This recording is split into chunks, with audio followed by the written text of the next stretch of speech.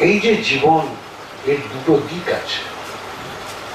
আদিতে স্থির, কিন্তু হয়ে গেছে চঞ্চল, তাকে পুনরায় স্থিরত্বে নিয়ে যেতে হবে। একটা কথা আমাদের ভাবা দরকার যে আমি যখন মরে যাব তখন আমার প্রাণ অটোমেটিক স্থির হয়ে যাবে, তাহলে তো আমি স্থির অবস্থা পেয়ে গেলাম, এত কষ্ট করে স্মরণ করবো কেন?